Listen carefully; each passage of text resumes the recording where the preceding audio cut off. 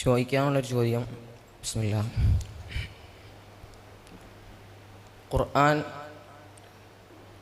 എല്ലാവരെയും ക്ഷണിക്കുന്നത് തഖ്വയിലേക്കാണ്. ഇതുപോലെ ഹദീസും തഖ്വയിലേക്ക് ക്ഷണിക്കുന്നു. ഇതുപോലെ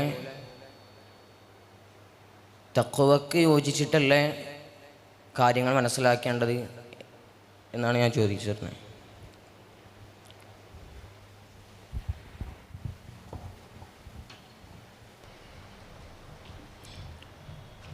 വിഷയവുമായി ബന്ധപ്പെട്ടൊരു ചോദ്യം ആയിട്ട് എനിക്ക് തോന്നുന്നില്ല.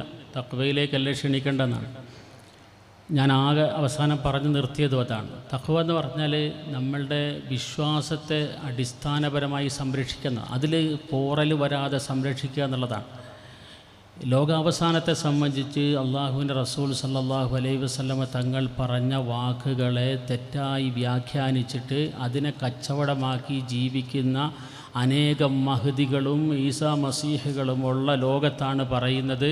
നമ്മൾ വളരെ ശ്രദ്ധിക്കണം, വളരെ സൂക്ഷിക്കണം. ഇത്തരം കള്ളനാണയങ്ങളുടെ പ്രചരണങ്ങളിൽ പെട്ടുപോകരുത്. വിശ്വാസമാണ് ഏറ്റവും ഗൗരവത്തിൽ സൂക്ഷിക്കേണ്ട കാര്യം. അതാണ് അവസാനം പറഞ്ഞത്, യുസ്ബിഹു റജുലു മുഅ്മിന വയുംസി കാഫിറ, യുംസി മുഅ്മിന വയുസ്ബിഹു കാഫിറ യബീഉ ദീനഹു ലിഅറദിൻ മിനദ് ദുനിയ. ഫിത്നകൾ വരുമ്പോൾ സംഭവിക്കുന്ന അതാണ്. അവിടെ നമ്മൾ നമ്മുടെ വിശ്വാസത്തെ വളരെ കൃത്യമായി സംരക്ഷിച്ച് സൂക്ഷിച്ച് നിർത്തണം എന്നതാണ് അവസാനം പറഞ്ഞ് വെച്ച കാര്യവും അത് തന്നെയാണ്.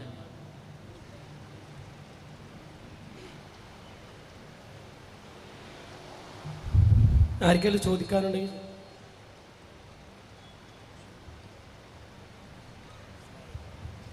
അസ്സലാമു അലൈക്കും. നമ്മൾ ഈ ദഅവത്തിൻ്റെ പ്രവർത്തനം ചെയ്യുമ്പോൾ നമ്മളെ ഈ സാധാരണക്കാരായ ഞങ്ങളെല്ലാം ചില പള്ളിയിലൊക്കെ കാര്യങ്ങളൊക്കെ സംസാരിക്കാറുണ്ട്. ഞങ്ങൾക്ക് കൂടുതൽ അതിനെപ്പറ്റി അറിവുണ്ടായിട്ടൊന്നുമില്ല. സാധാരണ നമ്മൾ കേൾക്കുന്ന അല്ലെങ്കിൽ ഹദീസുകൾ പഠിച്ചിട്ടോ ഒന്നും ആയിരിക്കില്ല. എങ്കിലും നമ്മൾ മൂല്യപരന്നൊക്കെ കേട്ട് പഠിച്ചായിരിക്കും നമ്മളവിടെ സംസാരിക്കുന്നത്. അപ്പോൾ നിങ്ങൾ പറഞ്ഞ അടിസ്ഥാനത്തിൽ അതിന് അത്ര അറിവില്ലാതെ നമ്മളത് സംസാരിക്കുമ്പോൾ അതൊരു വലിയ പ്രശ്നം തന്നെയാണല്ലോ. അതിലൂടെ എന്താണ് ഉസ്താദിൻ്റെ അഭിപ്രായം എന്ന് പറയാൻ താല്പര്യപ്പെടുന്നു.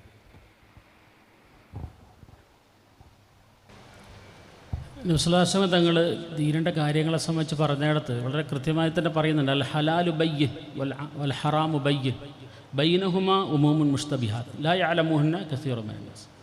വളരെ വ്യക്തമായി എല്ലാവർക്കും അറിയുന്ന കാര്യങ്ങളുണ്ട്. ആ കാര്യങ്ങൾ നമുക്ക് പറയാം, എവിടെയും പറയാം, ഏത് സദസ്സിലും പറയാം.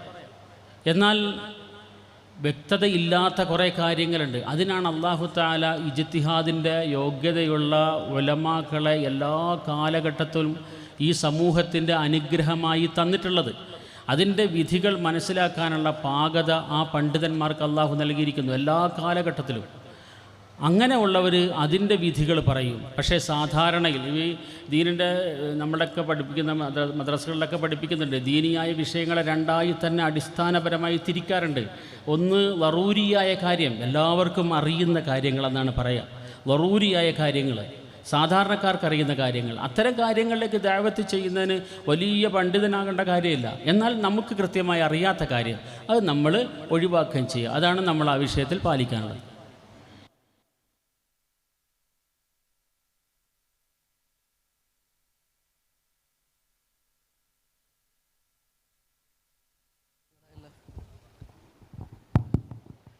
അസ്സലാമു അലൈക്കും. ഉസ്താദ്, ഖിയാമത്ത് നാളിൻ്റെ അടയാളങ്ങൾ പറയുന്ന സമയത്ത് ഭൂമിയിൽ നടക്കുന്ന മുഴുവൻ കാര്യങ്ങളും നബി സല്ലല്ലാഹു അലൈഹി വസല്ലം തങ്ങൾ പഠിപ്പിച്ചതാണ് എന്ന അർത്ഥത്തിൽ മനസ്സിലാക്കണ്ട, മറിച്ച് ഭൂമിയിൽ നടക്കുന്ന പല കാര്യങ്ങളും നബി സല്ലല്ലാഹു അലൈഹി വസല്ലം തങ്ങൾ പറയാത്തതുമായിട്ടുണ്ട് എന്നും കൂടി സൂചിപ്പിക്കുകയുണ്ടായി. അങ്ങനെ ഉണ്ടെങ്കിൽ നബി സല്ലല്ലാഹു അലൈഹി വസല്ലം തങ്ങൾ അപൂർണനായ ഒരു വ്യക്തിയാണ് നമുക്ക് പറയേണ്ടി വരില്ലേ? ഒന്നാമത്തെ ചോദ്യം. രണ്ടാമത്തെ ചോദ്യം, നബി സല്ലല്ലാഹു അലൈഹി വസല്ലം തങ്ങൾ പഠിപ്പിക്കാത്ത ഒരു കാര്യം ഭൂമി ലോകത്ത് സംഭവിക്കുമ്പോൾ നമ്മൾ സാധാരണ പറയാറുണ്ട്, പ്രവാചകനെല്ലാം പഠിപ്പിച്ചിട്ടാണ് ഭൂമി ലോകത്ത് നിന്ന് വിട്ടേച്ച് പോയത്. അങ്ങനെയാണെങ്കിൽ ഏതാണ് ഭൂമി ലോകത്ത് പ്രവാചകൻ പഠിപ്പിക്കാത്ത കാര്യം, ഏതാണ് നടക്കുന്നത് എന്നും കൂടി ഒന്ന് വ്യക്തമാക്കി തന്നാൽ നന്നായിരുന്നു. നബിസ്വലാസ്ലം തങ്ങൾ പറയാത്ത കാര്യങ്ങൾ ലോകത്ത് സംഭവിക്കുമെന്ന് പറഞ്ഞുകൊണ്ട് ഉദ്ദേശിക്കുന്നത് നബിസ്വലാസ്ലം പറഞ്ഞു, സ്വർഗത്തിലേക്ക് നിങ്ങളെ അടുപ്പിക്കുന്നതും നരകത്തിൽ നിന്നും നിങ്ങളെ അകറ്റുന്നതുമായ ഒരു കാര്യവും ഞാൻ പറയാതെ വിട്ടിട്ടില്ല. എല്ലാം ഞാൻ പറഞ്ഞു. നിങ്ങൾക്ക് സ്വർഗത്തിൽ പോകാൻ എന്തെല്ലാം വേണം എല്ലാം ഞാൻ പറഞ്ഞിട്ടുണ്ട്. നരകത്തിൽ നിന്ന് രക്ഷപ്പെടാൻ നിങ്ങൾക്ക് എന്തെല്ലാം വേണം അതെല്ലാം ഞാൻ പറഞ്ഞിട്ടുണ്ട്. പക്ഷേ ഈ പറഞ്ഞതുകൊണ്ട് ഉദ്ദേശിക്കുന്നത് ലൗകികമായ ചില കാര്യങ്ങളാണ്. ഒരു റസൂലുള്ളാഹി സ്വല്ലല്ലാഹു അലൈഹി വസല്ലം മദീനയിലെത്തി ഈന്തപ്പനകൾക്ക് പരാഗണം ചെയ്യുന്ന രീതി ഉണ്ടായിരുന്നു അവിടെ. അപ്പോൾ നബി സല്ലല്ലാഹു അലൈഹി വസല്ലം പറഞ്ഞു, എന്തിനാണ് പരാഗണം, അതിൻ്റെ ആവശ്യമില്ലല്ലോ, കൃഷി കിട്ടാനുള്ളത് പടച്ചോൻ തീരുമാനിച്ച വരുമല്ലോ. പിറ്റേ വർഷമായപ്പോൾ സഹാബാക്കൾ വന്നിട്ട് പറഞ്ഞു, നബിയെ താങ്കൾ പരാഗണം ചെയ്യിക്കണ്ടെന്ന് പറഞ്ഞു, അതുകൊണ്ട് ഞങ്ങളത് ചെയ്തില്ല, ഈ വർഷം വിളവ് വല്ലാതെ കുറഞ്ഞു പോയി. നബി സല്ലല്ലാഹു അലൈഹി വസല്ലം പറഞ്ഞു, നിങ്ങളാണ് നിങ്ങളുടെ ദുനിയാവിൻ്റെ കാര്യം അറിയുന്നത്, ദുനിയാവിൻ്റെ കാര്യം നിങ്ങളാണ് അറിയുന്നത്.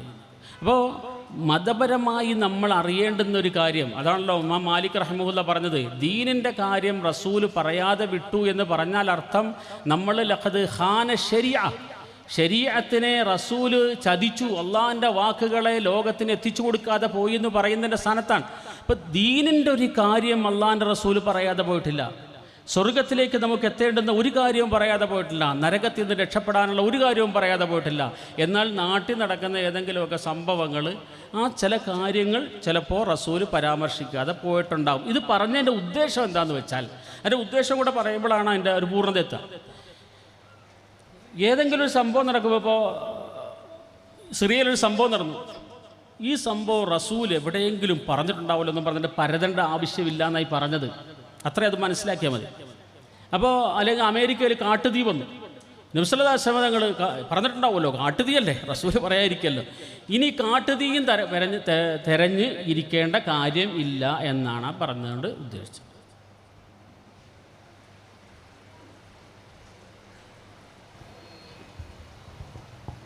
ഹലോ, ഈ മഹദിയുടെ വിഷയത്തിൽ ഹദീസുകൾ പരസ്പരം സംശയാസ്പദവും വൈരുദ്ധ്യവും ഉള്ളതാണല്ലോ.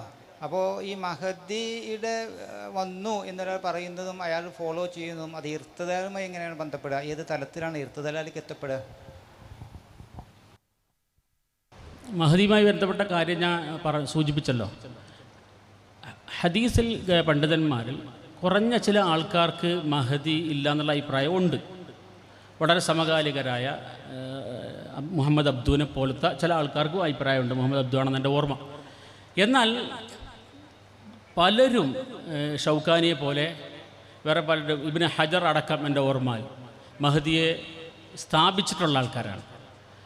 ഉലമാക്കളുടെ പേരൊന്നും കൃത്യമായിട്ട് എനിക്ക് പറയാൻ ഓർമ്മ വരുന്നില്ല. ഏതായാലും മഹദി ഉണ്ട് എന്ന് 30ഓളം ഹദീസ് ആ വിഷയത്തിൽ സഹീഹാണ് എന്നും ഇബ്നു ഹജർ ഷൗക്കാനി പറയുന്നുണ്ട്. അപ്പോൾ ഇത് സ്വാഭാവികമായിട്ടും ഹദീസ് രണ്ട് രീതിയിലേക്ക് വരുമ്പോൾ അഭിപ്രായ വ്യത്യാസം ഉണ്ടാകാൻ സാധ്യതയുള്ളൊരു വിഷയമാണ്. ആ അഭിപ്രായ വ്യത്യാസത്തെ നമ്മൾ മാനിക്കുന്നു.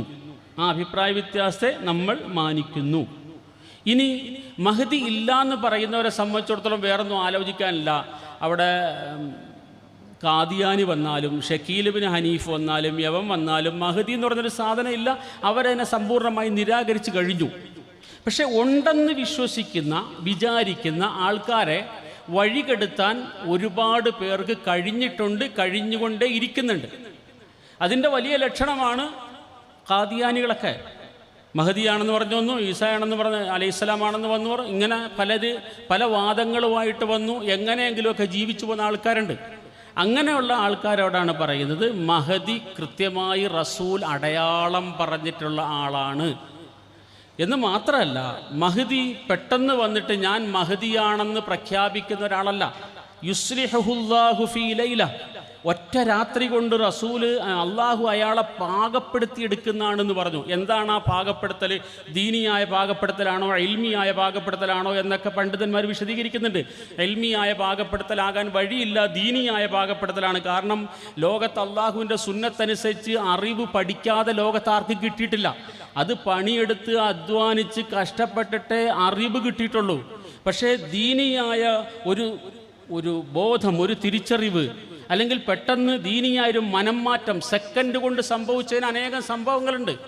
അപ്പോൾ ദീനിയായ അറിവുള്ള ഒരു മനുഷ്യനായിരിക്കാം, പക്ഷേ ദീനിയായ കാര്യത്തിൽ വലിയ നിഷ്ഠയുള്ള ആയിക്കൊള്ളണമെന്നില്ല.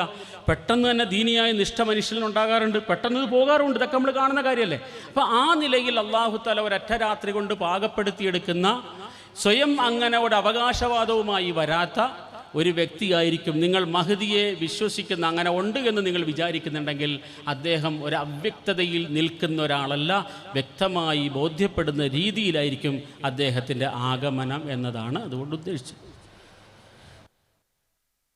സമയപരിമിതി കാരണം ചോദ്യോത്തര സെഷൻ അവസാനിപ്പിക്കുകയാണ്. നമ്മുടെ ഈ സെഷൻ കൃത്യം 12:40 അവസാനിപ്പിക്കേണ്ടതുണ്ട്. അതിനു മുമ്പായി ധാരാളം പഠന ക്ലാസ്സുകളുമുണ്ട്. ഒരറിയിപ്പ്: ന്യൂ ബിൽഡിങ്ങിൻ്റെ മുമ്പിൽ പാർക്ക് ചെയ്തിരിക്കുന്ന KL 24B 3317 Innova car, Dzire new model, ഈ വാഹനങ്ങൾ പാർക്കിംഗ് ഏരിയയിലേക്ക് മാറ്റി പാർക്ക് ചെയ്യേണ്ടതാണ്. അടുത്തതായി ഇവിടെ നടക്കാനിരിക്കുന്നത് പഠന ക്ലാസ്സുകളാണ്. Crypto currency, share marketing, rules of investment, gold schemes എന്നീ വിഷയത്തിൽ പ്രഗത്ഭ മുഫ്തിമാർ ക്ലാസ് നയിക്കുന്നതാണ്. ആദ്യമായി ക്രിപ്റ്റോ കറൻസി. അതിനായി മുഫ്തി അബ്ദുള്ള മൗലവി തലശ്ശേരി എന്നവരെ സ്നേഹത്തോടെ ക്ഷണിക്കുന്നു.